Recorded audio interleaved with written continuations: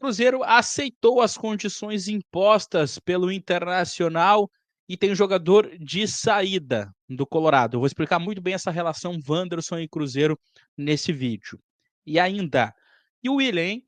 O Internacional quis, é claro, esse jogador, ainda quer, na verdade, e um valor foi colocado na mesa. Eu vou te explicar muito bem essa situação.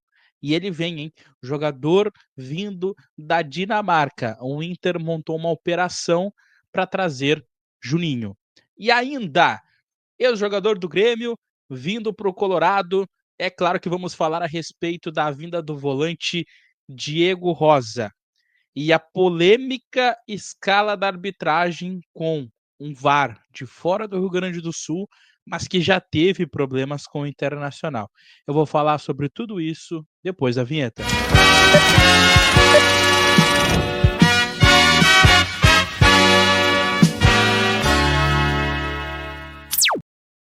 Bora lá, gurizada! Este é o canal do Lucas Fontes. A primeira coisa que eu vou te pedir é se inscreva no canal para que a gente possa chegar a 20 mil inscritos. Curte o vídeo, que também é muito importante, e ativa o sino das notificações para não perder nenhum conteúdo. Lembrando que este vídeo tem o apoio de Zapay.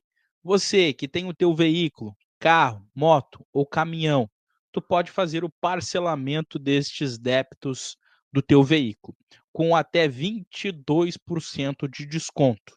Fale o seguinte, aqui na descrição tem um link, tu vai baixar o app da Zapay pelo meu link e depois, quando tu for fazer lá a operação para parcelar as dívidas do teu carro, seja PVA, licenciamento e até multas, tu vai utilizar o cupom FONTES20.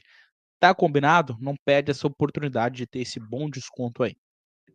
Bora falar a respeito dos assuntos e como tem assuntos, né? Tô até com uma cola aqui para que eu não me perca nos assuntos.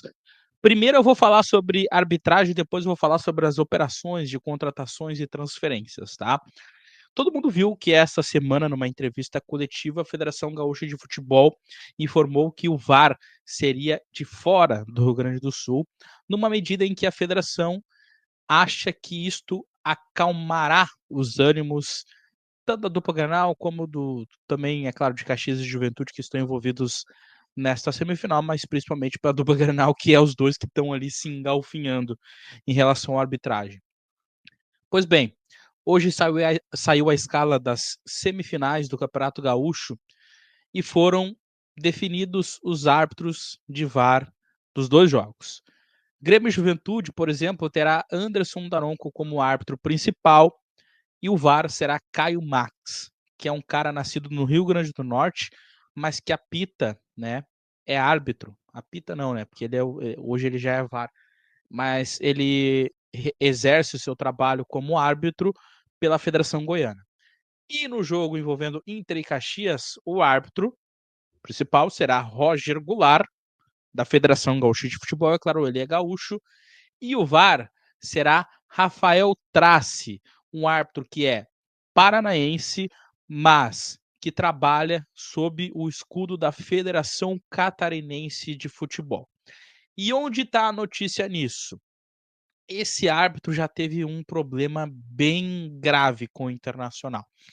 Para quem não se lembra, ele apitou o jogo de volta entre Inter e Palmeiras pela Copa do Brasil de 2019, um jogo envolto a muitas polêmicas e que até surgiu um vídeo nessa semana, porque aquela situação de dupla Grenal, né, tem muito no Twitter e tal, Instagram, quando o Grêmio teve aquela situação envolvendo o Douglas Schwenber, onde o vice de futebol do Grêmio ficou esperando ali o Douglas Schwenber, aí ele saiu da sala do VAR, ele foi reclamar e tal, depois colocou na súmula que se sentiu coagido, e aí isso gerou uma polêmica e muitos gremistas recuperaram uma imagem do jogo desse entre Inter e Palmeiras, onde vários integrantes da comissão do Inter, pessoal tava até o diretor executivo Rodrigo Caetano na época, tem o Ricardo Sobrinho, que tá ali também, que trabalhava no Capa e que ainda tá no Inter agora como gerente de mercado.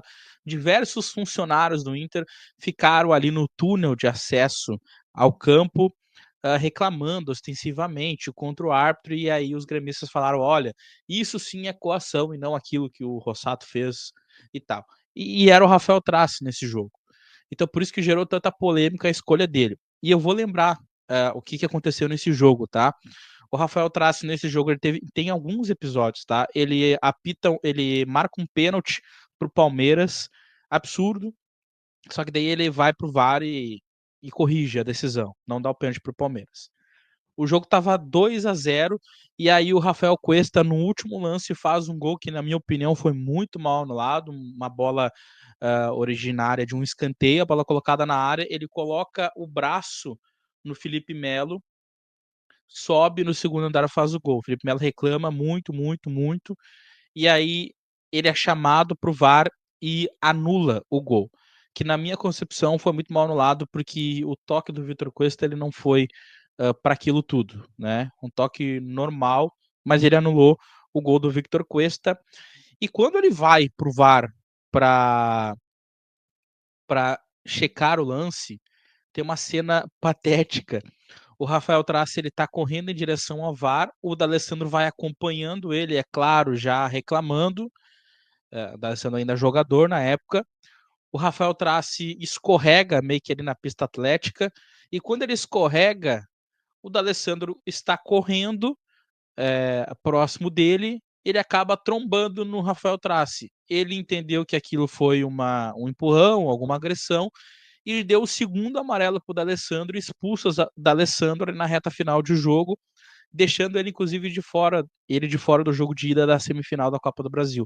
Então tem toda essa polêmica. Ele expulsa o Pedro Lucas também, na época centroavante do Inter, mas ele foi escolhido para ser o VAR aí nesse jogo e tá gerando muita repercussão a escolha dele também. Então a Federação Gaúcha de Futebol tira os árbitros gaúchos do VAR, em contrapartida coloca outro árbitro de VAR que o Inter já teve problemas. Mas eu vou te falar, eu já pesquisei tantos árbitros que poderiam ser o VAR nesse jogo de fora do Rio Grande do Sul, que geralmente trabalha como VAR em jogos CBF, o Inter já teve problema com quase todos, cara.